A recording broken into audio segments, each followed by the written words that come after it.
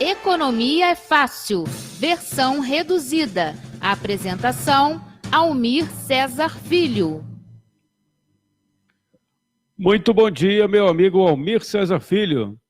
Bom dia, meu amigo Antônio de Pádua Figueiredo, tudo bom? Bom dia, meus amigos, bom dia, minhas amigas. Voltamos mais uma vez com um boletim da Economia é Fácil durante as transmissões do Boletim Censura Livre, primeira edição, tentando decifrar o noticiário econômico do dia, tentando traduzir para a linguagem do trabalhador, da trabalhadora. Convido vocês a curtir e compartilhar essa live, seja o vídeo que está sendo transmitido agora pelo Facebook, como depois a gente vai subir para o nosso canal no YouTube, o canal da Economia é Fácil. A gente também pede para vocês comentarem, colocarem suas dúvidas, críticas e sugestões como forma de comentário. E, é claro, quem tiver alguma dúvida, pode mandar um e-mail para economiafácil@gmail.com. Antônio, contigo, podemos já comentar o destaque de hoje, dia 7 de novembro de 2019. Mega leilão do pré-sal fracassa, pondo em dúvida a confiança dos investidores estrangeiros com o governo Bolsonaro. Por favor, Almir. Então, Antônio, 2 dos 4 blocos não tiveram ofertas. E a estatal brasileira ficou com os demais. O mega leilão do pré-sal micou. Apenas 2 das 4 áreas foram arrematadas. O consórcio entre a Petrobras e a chinesa CNODC e a CNOOC arrematou o bloco de Búzios pela oferta mínima de 23,24% do excedente, sendo esta a única oferta válida. A Petrobras sozinha arrematou o bloco de Itaipu pela oferta de 18,15% do excedente. Os blocos de Sépia e Atapu não tiveram ofertas válidas. No total, 69,9 bilhões de reais foram arrecadados, mas a expectativa era de arrecadar quase o dobro, 106,5 bilhões. O fracasso do leilão serviu de alegação para que o governo apoiar o projeto do senador José Serra, do PSDB de São Paulo, que acaba com o polígono do pré-sal. Nesta área, a lei garante à União participação nos contratos e dá preferência à Petrobras. A decisão foi comunicada pelo secretário de Petróleo e Gás do Ministério das Minas e Energia, Renata Isfer. O resultado, frustrante para o governo, colocou em dúvida a confiança dos investidores internacionais no país, mantra da equipe econômica. Analistas, porém, não descartam que os campos sejam revendidos pela Petrobras depois, quando os investimentos no desenvolvimento da produção estiverem concluídos, gerando um negócio lucrativo para os compradores. O dólar teve a maior alta em 7 meses, cotada a R$ 4,082.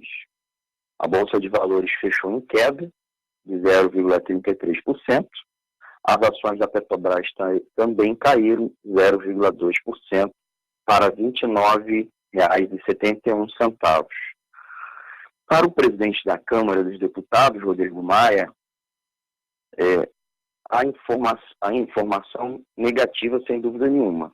A expectativa do Maia era que o setor privado tivesse maior interesse. Ele disse também que agora se esperaria que os analistas do setor pensam, o porquê o setor privado fugiu do leilão. Porém, outros analistas afirmam que a Petrobras, que além da Petrobras, só as estatais chinesas puseram dinheiro no leilão. As outras petroleiras estrangeiras refizeram suas análises de risco e comentam, inclusive nos bastidores, terem avaliado que há muita insegurança política e jurídica no Brasil de Bolsonaro para colocarem bilhões de dólares em um país instabilizado por seu próprio governo. Os analistas do setor financeiro aqui brasileiro estavam perplexos com o leilão. a frustração em relação ao leilão, com a Petrobras levando 90% do consórcio de Búzios. O que diz, por exemplo, o Flávio Serrano, economista sênior do Banco Reuters, a Reuters. Havia expectativa de maior participação das empresas estrangeiras. Dada essa informação toda para os nossos ouvintes, vamos tentar traduzir um pouco mais. Tá? Acho que a primeira grande coisa já anterior com relação ao pré-sal. Quando o pré-sal foi descoberto, anunciado, foi instituído por lei que só a Petrobras iria explorar o petróleo sob forma de parcerias. Isso foi modificado. E por que é só a Petrobras? Porque o pré-sal, apesar de ser muito profundo e tem custos muito elevados, o Brasil desenvolveu a tecnologia para isso. E além disso, o petróleo é um petróleo de altíssima qualidade e muito fácil depois de ser encontrado, perfurado, ser extraído. E o volume é muito grande. Então se entendia que era muito fácil, muito mole o Brasil ter todo esse custo e não ficar com boa parte da vantagem. Com a queda da Dilma, isso foi alterado. Então passou-se a vender o excedente, né? Parte fica com o governo, que é operado pela própria Petrobras, e o excedente é vendido. Curiosamente, você tira da Petrobras. E agora, o leilão, quem acabou comprando foi a própria Petrobras. Então você tirou da Petrobras para a própria Petrobras acabar comprando, porque você achava que outras empresas estrangeiras iam entrar no mercado e não entraram, não quiseram participar. Isso tem a ver com uma coisa simples, né? Como eu próprio citei antes, quando dei a introdução da informação. Há uma avaliação de risco dos investidores estrangeiros.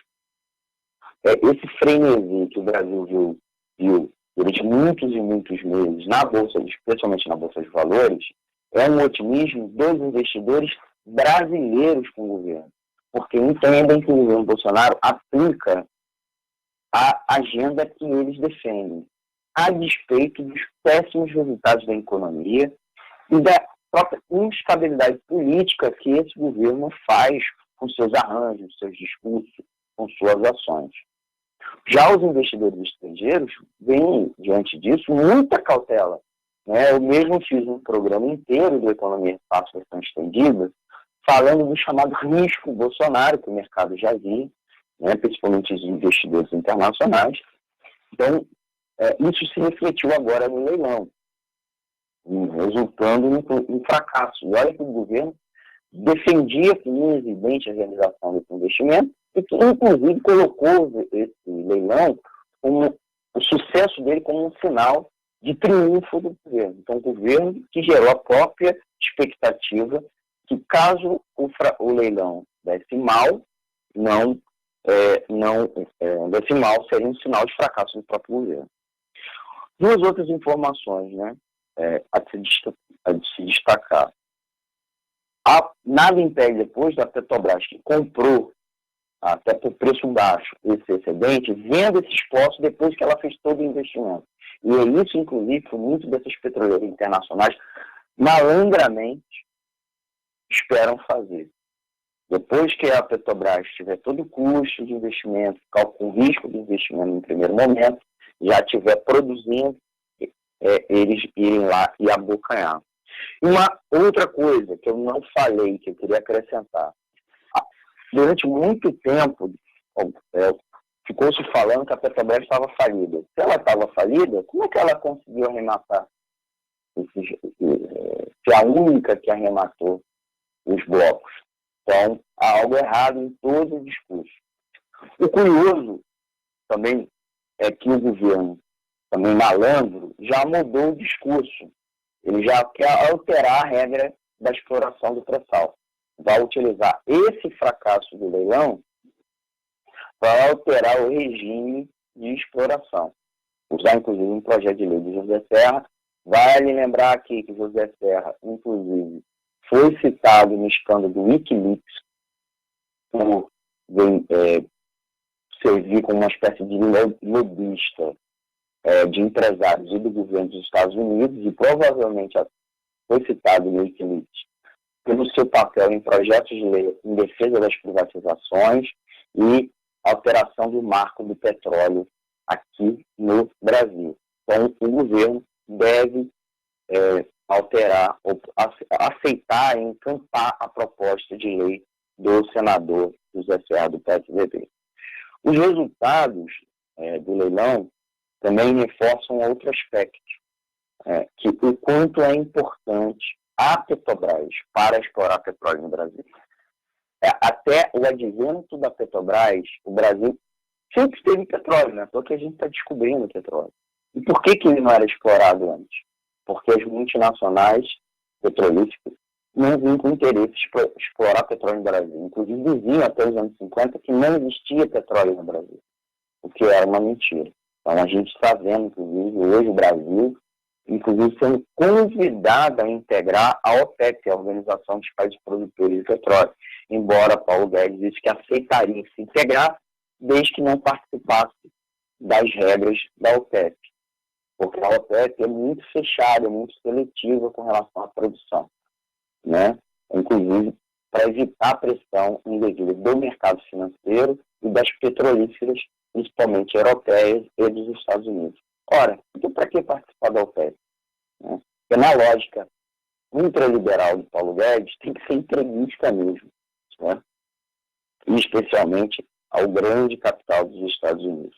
Então, essa situação, gente, prova que a política econômica do governo Bolsonaro não é correta. Não é correta. Então, se prometeu há meses atrás que iria se abaixar o preço do gás de cozinha, liberando os preços do gás, cortando o subsídio e privatizando a subsidiária da Petrobras de gás, e o botijão cada vez chega mais caro à população. Então, essa lógica de privatização não melhora as condições de vida do trabalhador e da trabalhadora, porque faz com que haja uma desnacionalização, uma perda do controle aqui interno da produção, da capacidade, inclusive, do governo interferir positivamente no mercado. Você transfere, e a lógica dos liberais era justamente que essa perda de controle levaria o mercado a praticar preços melhores. E na prática a gente sabe que não, porque o mercado visa o lucro. Se o lucro vier com preços altos, ele irá praticar sim. Então, queria registrar isso para vocês, né? E os resultados do fracasso já apontou para o mercado financeiro. Houve uma nova disparada do dólar e a Bolsa caiu, né? Porque se esperava um grande resultado com o leilão. Lembrando aos ouvintes que os investidores internacionais da Bolsa já tinham saído há um bom tempo. Eles não estavam participando desse frenesi, né? Esse frenesi aqui é muito ligado aos investidores nacionais, que vivem, né, de lucros na própria Bolsa, e de títulos da dívida, né, sugando o Tesouro Nacional, mesmo com os cortes na saúde e educação cada vez maiores. E, importante, última coisa a gente destacar, estão tendo lucro mesmo com os resultados muito ruins na economia. Baixa taxa de crescimento econômico, alta do desemprego, queda do faturamento da indústria e do comércio. Então, mostrando o descasamento entre o mercado financeiro brasileiro e a produção real da economia. Não estou falando de descasamento com os trabalhadores ou os trabalhadores, é o próprio descasamento com a produção brasileira. Tá bom? É isso, Antônio. É contigo aí no estúdio. Almir, agradecer aqui as pessoas que estão acompanhando, como a gente sempre ressalta, né? A audiência de rádio é bastante rotativa, perdão. Mas está aqui, ó, Gessé Luz, o Kleber Antônio, o jornalista Paulo Faustino, o Everaldo de Siqueira, Jaumir Ribeiro e a Doris, também aqui, e Oswaldo Werneck. Tem uma pergunta aqui para você, Almir, posso fazer? Pode. Ainda temos tempo. O Paulo Aquino, ele dá um bom dia e diz assim: Almir, com esse resultado, como fica o preço dos combustíveis na bomba aqui para o brasileiro? E agradece aqui e manda um abraço para todos. Participação Mandar um abraço para ele. Aquino. Isso, para o Paulo Aquino. Agradecer a audiência dos nossos ouvintes, pedir para quem estiver nos ouvindo pela live, curtir e compartilhar, né, para fortalecer o projeto, deixar o alôzinho para a gente, bom dia, para a gente ficar a pessoa aqui no ar. Respondendo rapidamente o nosso ouvinte, o Paulo Aquino, agradecer pelas perguntas e sempre pedir para os nossos ouvintes mandar dúvidas, críticas e sugestões. O impacto imediato é muito baixo, né? O impacto imediato, porque são campos a serem ainda explorados pela Petrobras. Mas quanto maior a produção de petróleo, tende a ter um preço menor, né? Maior oferta. Se a demanda se manter constante, o preço cai, né? A famosa lei da oferta e da procura. Mais ainda, se houver cada vez mais uma produção doméstica de petróleo, a tendência é reduzir o preço, né? Porque a gente não fica suscetível a variações do dólar que impactam nos custos de produção, no preço do produto importado.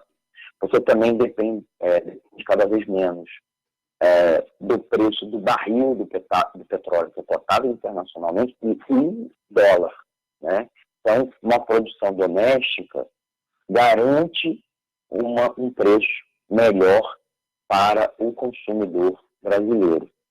E outra coisa, eu sou extremamente crítico ao modelo de desestatização feita no Brasil, de fracionamento da cadeia, porque no mundo todo a cadeia é integrada por empresas que detêm do poço ao posto, porque isso leva à redução de custos, né? Inclusive, a maioria da engenharia nacional depende disso.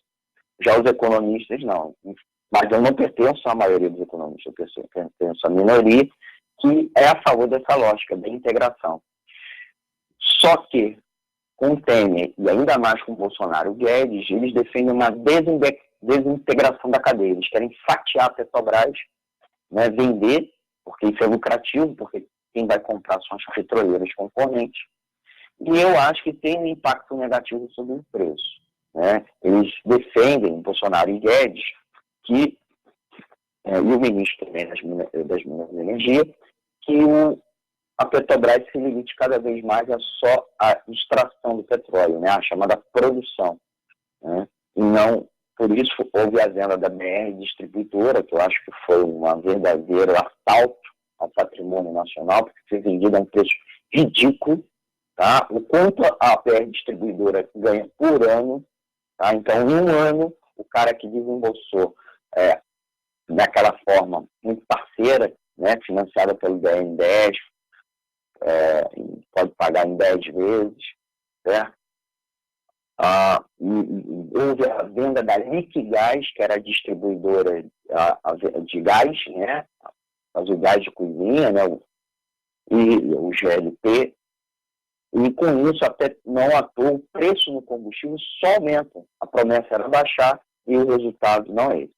É cada vez o aumento. Por quê? Porque a cadeia está sendo desintegrada, permitindo com que a Petrobras, que apesar de ser uma grande empresa, poderia controlar negativamente, mas por ser uma empresa pública, deveria estar a serviço de uma lógica de um preço justo, um preço razoável, que cobrisse seus custos, ainda gerasse um lucro, que ainda gerasse receitas para novos investimentos, ela permite intervir no mercado fazendo frente aos oligopólios, aos cartéis. E eles sim querem só lucro e praticando preços muito altos. Então, a lógica praticada pela equipe econômica do governo Jair Bolsonaro é uma lógica que, ao contrário do que promete, entrega à população cada vez mais um preço mais caro.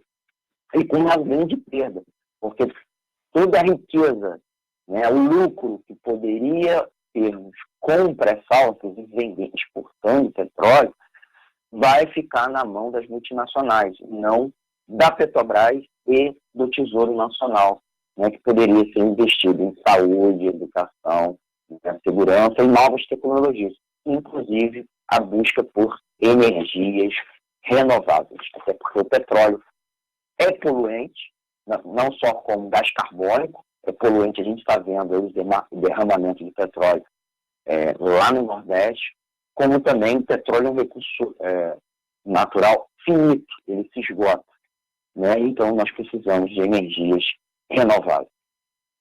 Então, por hoje é só, agradeço, Antônio, agradeço meus amigos e ouvintes. Um forte abraço. É contigo, Antônio. Legal, Almir, agradecer aqui também as pessoas que estão acompanhando. Sadir Bianchi,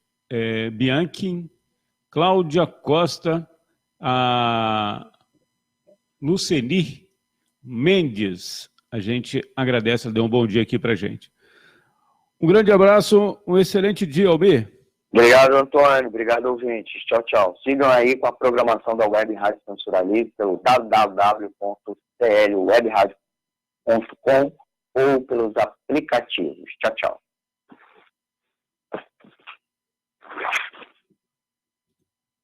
Bom, a gente vai encerrar, só agradecer aqui quem participou da nossa transmissão, né? E vamos seguindo aqui o nosso programa, o Boletim Censura Livre, na Web Rádio Censura Livre, a voz da classe trabalhadora.